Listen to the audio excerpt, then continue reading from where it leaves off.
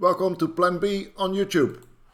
Bitcoin jumped to $107,000 end of June. A new monthly close all-time high, again, as predicted. I think there will be many more all-time highs in the months to come.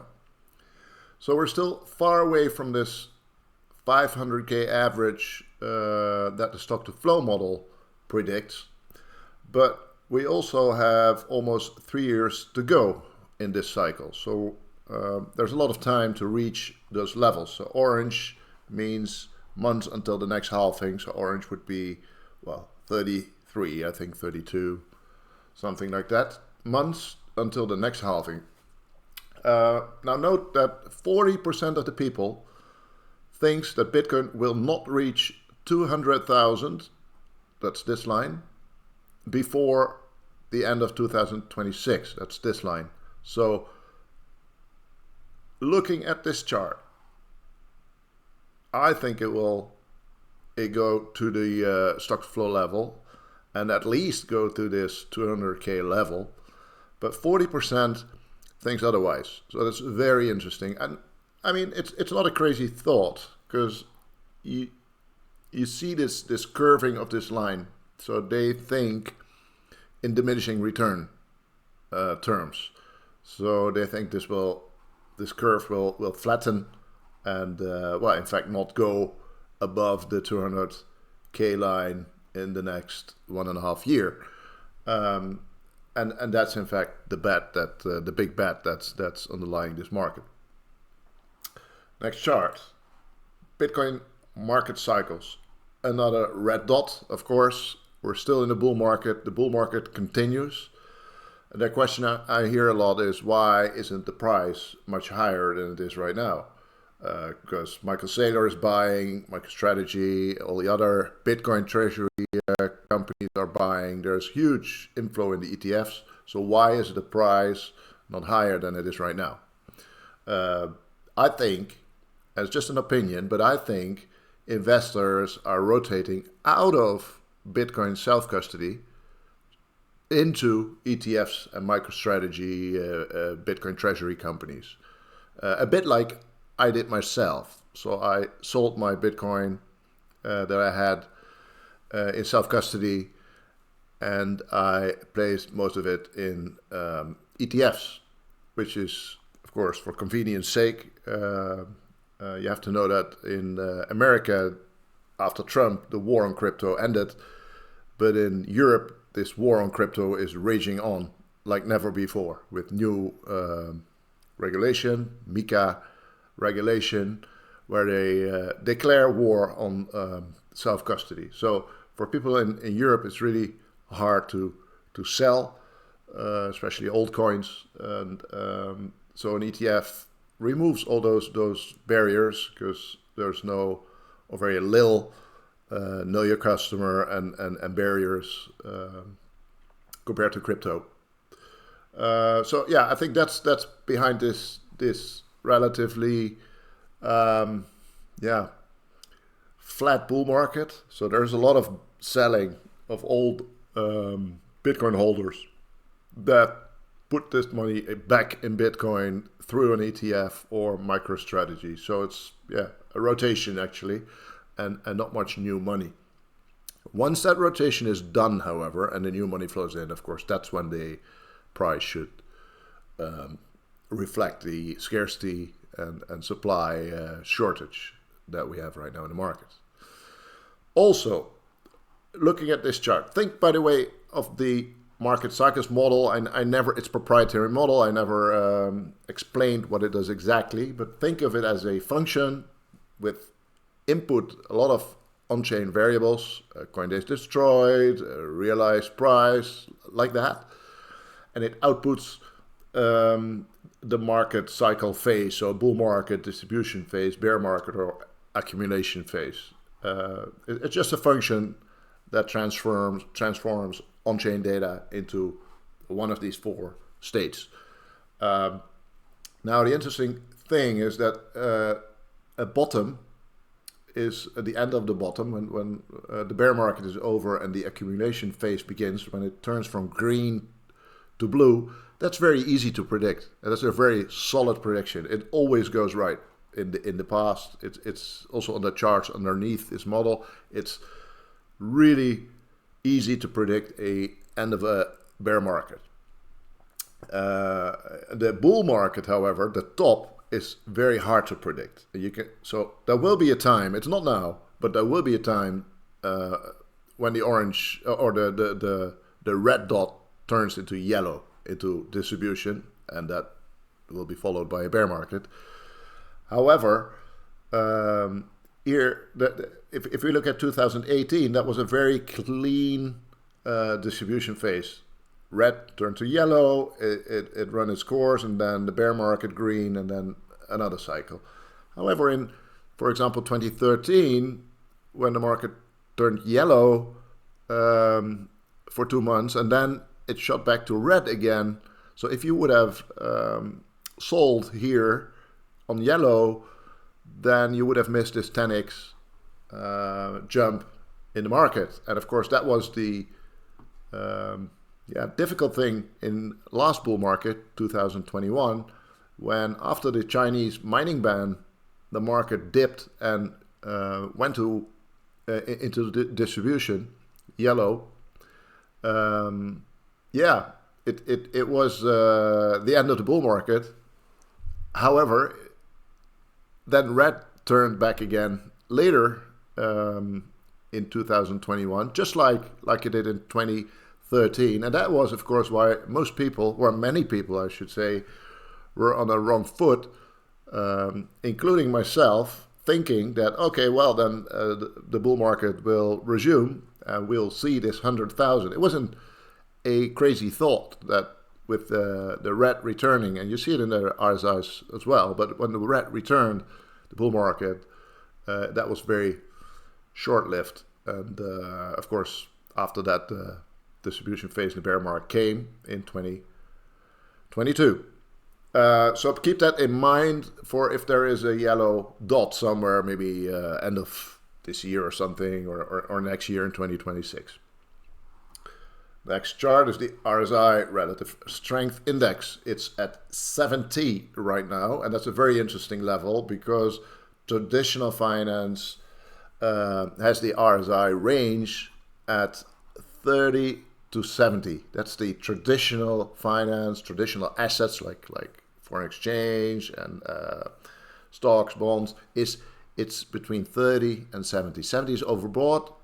30 is oversold. So traditional finance will look at this RSI of 70 and think, Bitcoin might be oversold. Of course, Bitcoin investors know that normal RSI range is different for Bitcoin. It's more like 40, 45 to 80, 90, 95. So it's much higher, and the average would be around 65. So we're a little above the average. Nothing really special.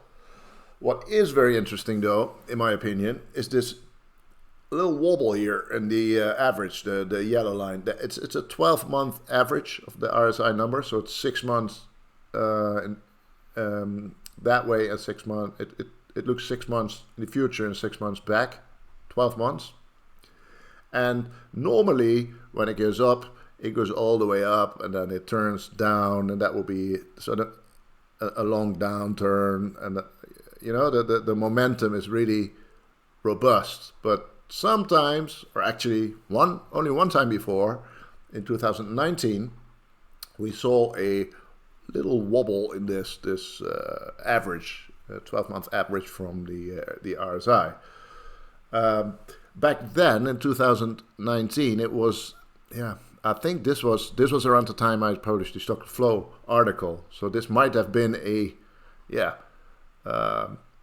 Stock to Flow FOMO jump here in the price. We saw that, and then when the halving didn't immediately turn into cause big price jumps, then people got disappointed, and then of course then it came after all, the bull market, and that same is happening or happened in 2024 in the beginning. There was the ETF introduction of the ETFs, the approval, and we had some FOMO there, and then the cash inflow didn't come, and so there was disappointment, and that's why. And then we had Trump, and he did some good things, and the war on crypto, but then he did some very stupid things like introducing his own coin. So we had some FOMO and disappointment last year, and that's why this RSI average shows a little wobble here. Well, I expect it, and actually that's what we're seeing last month. It picked up the upward slope again, so I expect it to continue towards 75 actually, because like if you look here in 2019, after the wobble, it returned to this peak levels, the FOMO levels before the wobble, and so we have seen 75 RSI already 3 times. Or almost 5 times. So I think we're going to return to that level of 75,000. By the way, that means that if that would happen this month in July, then July would end at 125,000-ish. So keep that in mind. And after that, of course, I expect some really hot FOMO bull months of 80 RSI, 80 plus, like we've seen in all the bull markets. Even the lousy 2021 bull markets had 5 months above RSI 80. So that's what I expect. Next chart, moving average. So we're looking at the 200-week moving average here. It's the 200 weeks. That's about 4 years. The black line, and it's at 50,000 right now. You can look at it as a bear market bottom.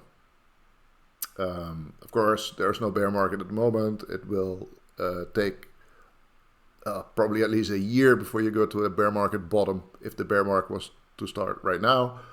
And in that time, the moving average will also increase. So, but at least for now, 50,000 is it's nice to know that probability is high that Bitcoin will never go under or below this 50,000.